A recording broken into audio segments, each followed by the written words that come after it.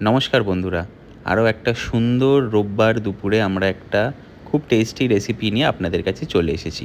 তা আজকে আমরা বানাবো বোয়াল মাছের রসা। তার জন্য বোয়াল মাছগুলোকে এরকম সুন্দর সুন্দর পিস করে বাজার থেকে নিয়ে এসেছি।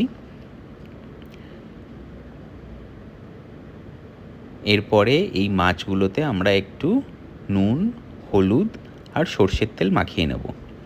এখানে একটু হাতটা নোংরা করতে হবে, ভালো করে মাছের গায়ে কিন্তু নুন, হলুদ আর সর্ষের তেলটা মাখাতে হবে। মাছটাকে আমরা এখানে বেশি ডিপ ফ্রাই করব না, একটু হালকা ফ্রাই করব। ডিপ ফ্রাই করলে আমার মাছের টেস্টটা কিন্তু একদমই ভালো লাগে না। আপনারা দেখতেই পাচ্ছেন এখানে উল্টে পাল্টে মাছটাকে কিন্তু আমি ভালো করে মশলা দিয়ে মালিশ করছি। ব্যাস এই রকম করে মালিশ করে নিতে পারলেই মাছটা কিন্তু একদম ফুটন্ত তেলে যাওয়ার জন্য রেডি।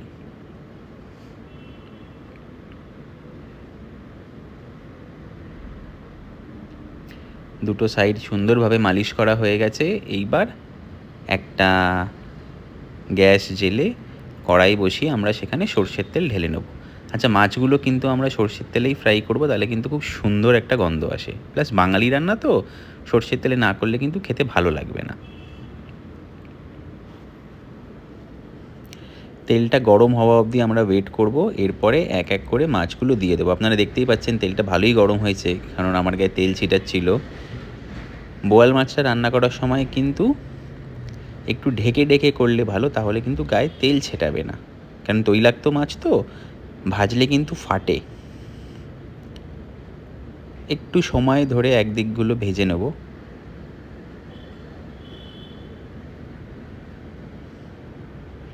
বেশিক্ষণ না, 3-4 মিনিট করে একদিকটা ভাজলেই যথেষ্ট।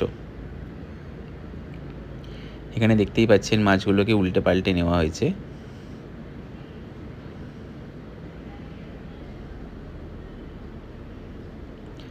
মাছগুলো ভেজে নেওয়ার পরে বাকি মাছগুলো আমরা একই পদ্ধতিতে কিন্তু ভেজে নেব। আমার কাছে যেহেতু 5 পিস মাছ ছিল, তাই আমি দুটো ব্যাচে ভেজেছি। সব কটা মাছ একবারে ভাজতে যাবেন না, তাহলে কিন্তু ভালোভাবে ভাজা হবে না।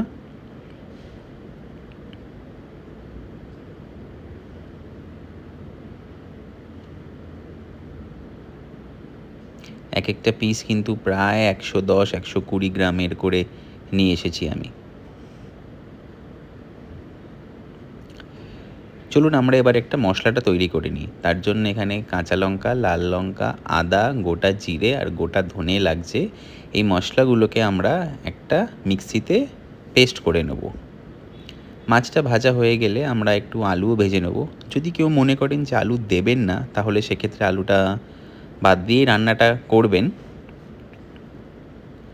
আর সাধারণত বাঙালি রান্না তো, একটু বোয়াল মাছে একটু আমরা আলু দিয়েই খেতে ভালোবাসি, তাই জন্য এখানে আলুটা একটু ভেজে নিচ্ছি, বেশি কড়া করে ভাজার প্রয়োজন নেই। এরপর আলুটা ভাজা হয়ে গেলে মেন রান্নাতে আমরা আসবো। তার জন্য এখানে দুটো তেজপাতা, দারচিনি, দুটো এলাচ, দুটো লবঙ্গ আর দুটো শুকনো লঙ্কা দিয়ে নিয়েছি।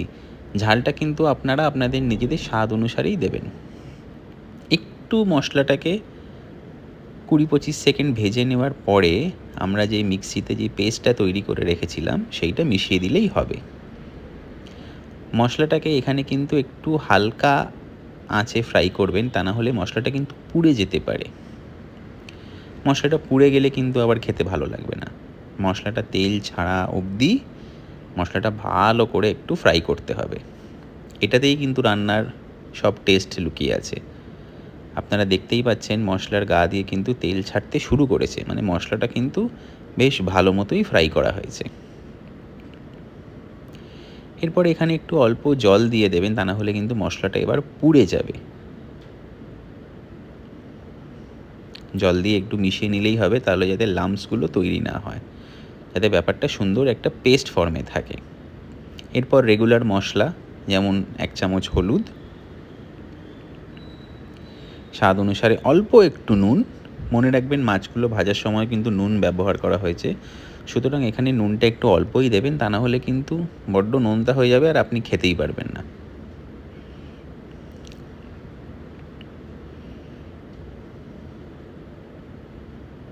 এবার একটু কাশ্মীরি লাল লঙ্কার গুঁড়ো, জাস্ট রঙটা একটু ভালো লাগবে। রসা তো একটু লাল লাল দেখতে লাগলে কিন্তু খুবই ভালো লাগে। এরপরেই একটা গোটা কাটা টমেটো মিশ্রণটাতে দিয়ে দেবেন। এখানে আবার একটু আমাদেরকে টমেটোটা গলে যাওয়া অবধি কিন্তু ফ্রাই করতে হবে। একটু কনস্ট্যান্ট নাড়তে থাকলে ভালো, তাহলে কিন্তু মশলাগুলো নিচে লেগে যাবে না। টমেটোটা ফ্রাই হয়ে গেলেই কিন্তু ভেজে রাখা আলুগুলো আমরা কড়াইটার মধ্যে ফেলে দেব। তারপর আবার একবার মশলাটা মিশিয়ে নেব, যাতে টমেটো আলুর গায়ে কিন্তু মশলাটা একদম সমানভাবে লেগে যায়। আর কিন্তু বেশিক্ষণ রান্নাটা বাকি নেই, প্রায় শেষই হয়ে এসছে। এই ফাঁকে কিন্তু আপনারা টুক করে ভাতটাও বসিয়ে নিতে পারেন। এরপরেই একটু জল দিয়ে দেবো। আচ্ছা, এখানে কিন্তু আমি বোতলের জল ব্যবহার করছি, আপনাদেরকে জানিয়ে রাখি এই জলটা কিন্তু ফোটানো গরম জল। তা না হলে অনেকে আবার কমেন্ট করেন কি রান্নাতে ফোটানো জল দিতে লাগে, গরম জল দিতে লাগে। আমি কিন্তু গরম জলই দিচ্ছি। ঠান্ডা জল বা নর্মাল রুম টেম্পারেচারে জল ব্যবহার করলে কিন্তু রান্নার টেস্টটা অনেকটাই চেঞ্জ হয়ে যায়। এরপরে একটু ঢেকে গ্রেভিটাকে ফুটতে দেবো। 5-10 মিনিট পর দেখবেন গ্রেভিটাতে কিন্তু ভালো ফুট ধরেছে। দেখতেই পাচ্ছেন ওপরে কিন্তু তেল ছেড়ে দিয়েছে। এরপরে খুলে এবার মাছটা দিয়ে দেওয়ার পালা। মাছটাকে একটু হালকা হাতে বসাবেন, বেশি নাড়াচাড়া করবেন না এখন, তাহলে কিন্তু মাছটা ভেঙে যেতে পারে। আর বোয়াল মাছটা কিন্তু ভেঙে গেলে যদিও টেস্টে কোনো পরিবর্তন হবে না, বাট খেতে বা দেখতে কিন্তু অতটা ভালো লাগবে না। পাশে আমার বউ ফ্রিজ থেকে খুলে একটা ডিম বার করলো। বা খুব প্রফেশনাল ভিডিও রেকর্ডিং হচ্ছে আমাদের। এনিওয়ে, এটাই তো মজা রোজকার জীবন।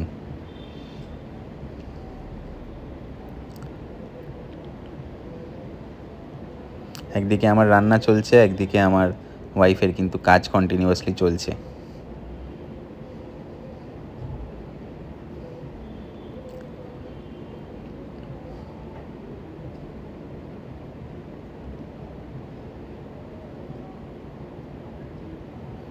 এবার যদি একটু কুচনো ধনেপাতা দেন, তাহলে কিন্তু মাছের টেস্টটা আরও দ্বিগুণ হয়ে যাবে। ভালো করে একটু ঝোলের সাথে কিন্তু ধনেপাতাটা মিশিয়ে নেবেন। আসলে ধনেপাতা দিলে সব রান্নার টেস্টই কিন্তু অনেক বেড়ে যায়। ব্যাস, এবার একটুখানি 5 মিনিট ঢাকা দিয়ে রাখলেই হবে। ভালো করে একটা ফুট ধরলে মোটামুটি আমাদের রান্না কিন্তু শেষ। দেখতে পাচ্ছেন ঝোলটা একদম ফুটে গেছে। এরপর একটু অল্প গরম মশলা। ব্যাস, বোয়াল মাছ রেডি। চান করে আমার বউ খেতে বসেছে, দেখি কীরকম লাগলো।